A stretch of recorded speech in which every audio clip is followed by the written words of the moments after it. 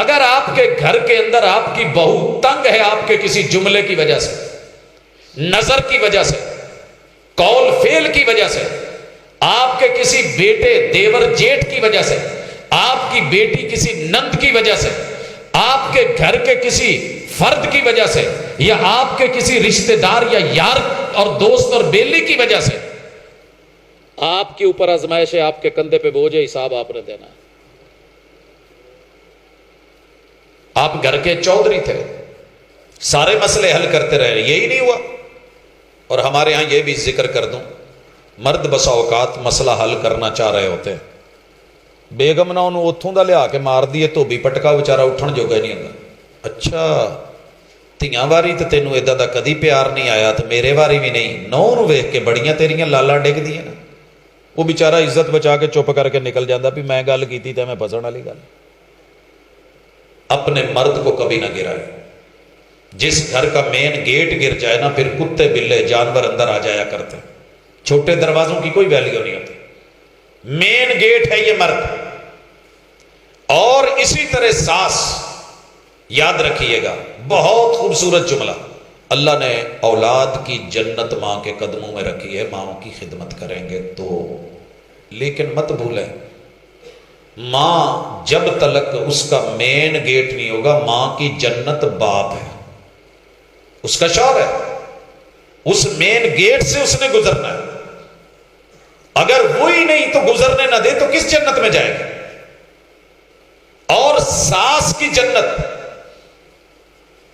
کہتے ہیں جملہ بڑا ہے، یہ آزمائش ہے، انما اموالکم و اولادکم فتنہ، ساس کے لیے سب سے بڑی آزمائش بہو ہے۔ اگر یہ اس کے فرض نہیں نبھا رہی، حق مار رہی ہے، ایک وقت آنا ہے اگر ماضی کے بدلے لے رہی ہے کہ میری ساس نے ایسے کیا تھا، رکیے، سبق پڑھیے، میں سبق سکھانا چاہتا ہوں۔ الحمدللہ اللہ کا احسان ہے، میرے رب نے کبھی کوئی ایسا ٹیچر نہیں دیا کہ جس نے مجھے بلا وجہ مارا ہو۔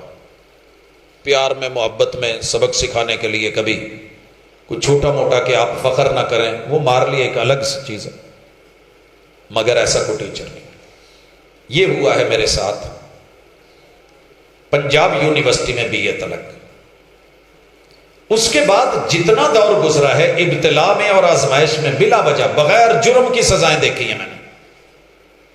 یعنی جو 2 سال کا کورس ہے، صرف اس وجہ سے کہ میری کوئی غلطی بھی نہیں، کوئی جرم بھی نہیں، کوئی زیادتی بھی نہیں، کوئی احترام میں، ادب میں کمی نہیں، مگر 2007 سے لے کے 2024 تلک جو 5 سال کا صرف کورس تھا، اتنے سال پیسہ سب کچھ لگا، مگر اس کا بدلہ میں نے کبھی بھی اپنے سٹوڈنٹ سے نہیں لیا۔ میرے ساتھ یہ رویہ کیوں رکھا گیا کہ اس کا مسلک اور ہے، یہ بولتا ہے، یہ باتیں کرتا ہے، دلیل جہاں پہ ہے میں اپنی ذات کو نیچا کر لیتا ہوں۔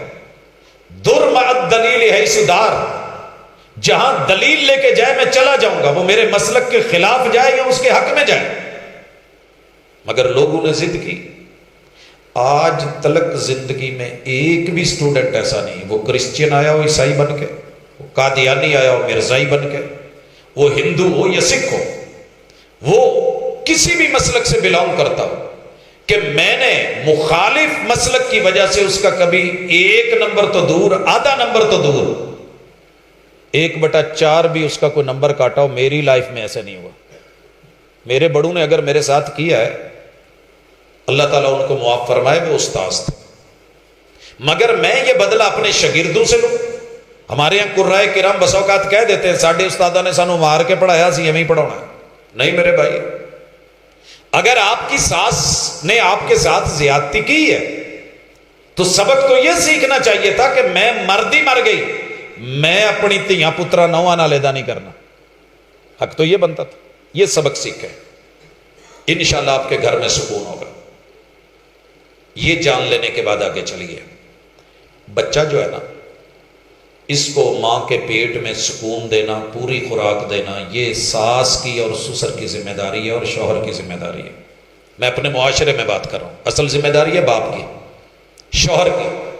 शौहर हमारे अक्सर बाहर होते हैं, काम काज पे गए होते हैं, घर कौन है, या ससुर है या सास है, या देवर है या जेठ है, या नंदे है या भाभी हैं। आज अगर इस बच्चे का हक मार रहे हो तो सुनिए, ये बदला आपसे 70 गुना करके लिया जाएगा, इसी दुनिया में लिया जाएगा। लिहाजा कभी किसी हमल के अंदर मां के पेट में किसी मां को दुख ना देना। सुकून दे सकते हो तो दो, साथ दे सकते हो तो दो, ये आपकी नस्ल है, किसी और की नहीं है। ये कणक दा दाना मर जाए ना, हमने टनल नहीं बनाई होती है जो इस वक्त फार्मिंग हो रही है, आप देख रहे हैं क्या, उसमें वो ऊपर शेड बनाए होते हैं, क्यों? धूप से, छांव से बचे, मौसमी असरात से बचे। लेकिन हमारी औलाद